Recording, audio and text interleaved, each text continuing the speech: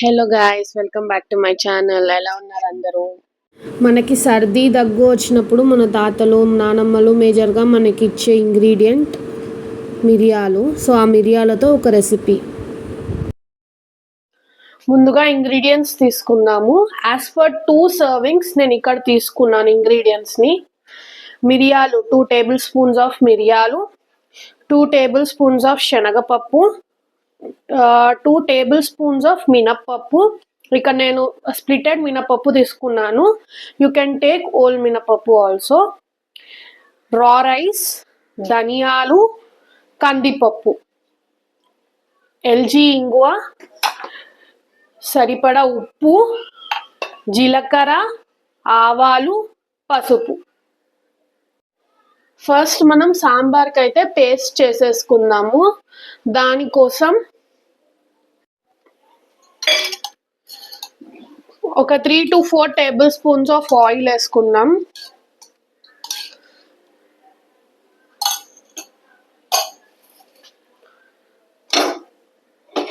ఆయిల్ని ఈవెన్గా స్ప్రెడ్ చేసుకోండి. ఇప్పుడు ఆయిల్ బాగా హీట్ అయింది. దాంట్లోకి 3 టేబుల్ స్పూన్స్ ఆఫ్ ధనియాలు వేసుకుంటా, కందిపప్పు, మినప్పప్పు, శనగపప్పు వేసుకొని ఫ్రై చేసుకుందాం.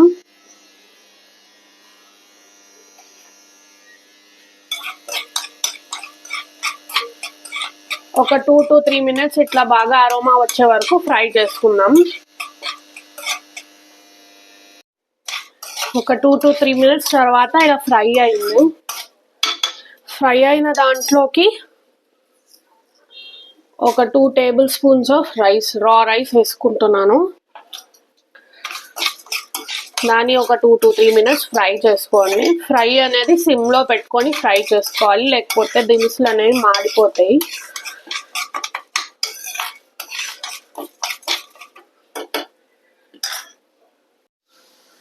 ఇప్పుడు దాంట్లోకి మిరియాలు యాడ్ చేస్తున్నాను.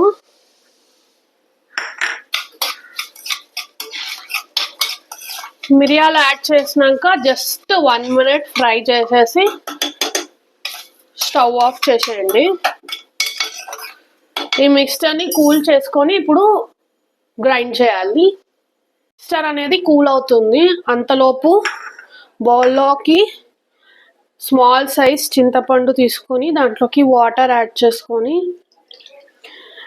లైట్గా కలిపేసి ఈవెన్గా స్ప్రెడ్ చేసేసి పక్కన పెట్టుకోండి ఒక 5 మినిట్స్. ఆఫ్టర్ 5 మినిట్స్ మిక్స్చర్ చల్లగా అయింది. So I'm adding it to the grinder.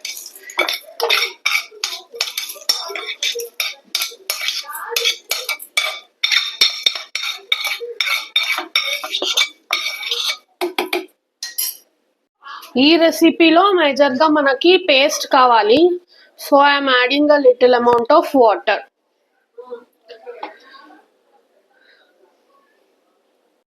ఇప్పుడు స్మూత్ పేస్ట్ వచ్చేటట్టు గ్రైండ్ చేసుకోండి.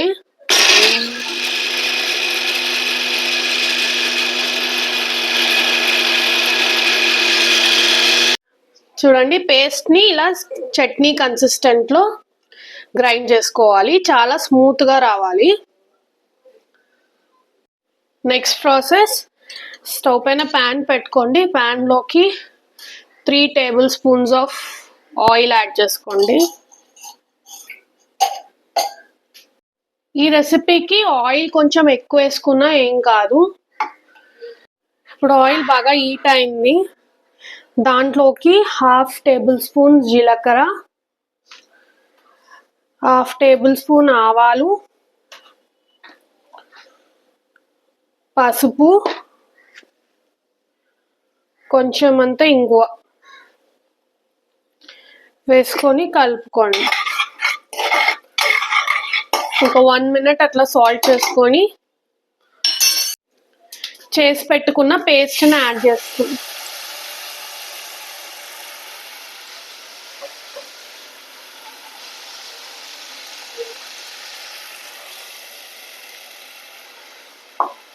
యాడ్ చేసుకొని ఈవెన్గా కలుపుకోండి. స్టవ్ అనేది సిమ్లోనే ఉండాలి. ఇప్పుడు దాంట్లోకి ఎనఫ్ వాటర్ యాడ్ చేసుకోండి. నేనైతే 2 కప్స్ ఆఫ్ వాటర్ యాడ్ చేసుకున్నాను. ఈవెన్గా కలుపుకోండి.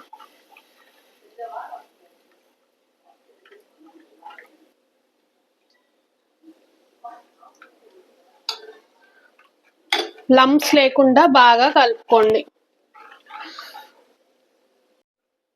ఇప్పుడు ఇందులోకి రుచికి సరిపడా ఉప్పు వేసేసుకొని ఒక 5 to 10 minutes వరకు దీన్ని బాగా బాయిల్ చేసుకోవాలి.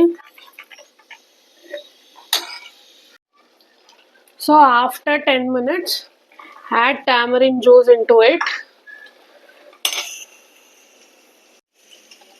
సో టామరిన్ మిక్స్చర్ యాడ్ చేసేసుకొని మళ్ళీ ఒక 5 minutes బాగా బాయిల్ చేసేసుకోండి. ఈ హోల్ ప్రాసెస్కి స్టవ్ అనేది సిమ్లోనే ఉండాలి, లేకపోతే అడుగంటేస్తుంది. ఈ సాంబార్ అనేది కొంచెం థిక్గా ఉంటేనే బాగుంటుంది, మరీ వాటరీగా ఉంటే బాగుండదు.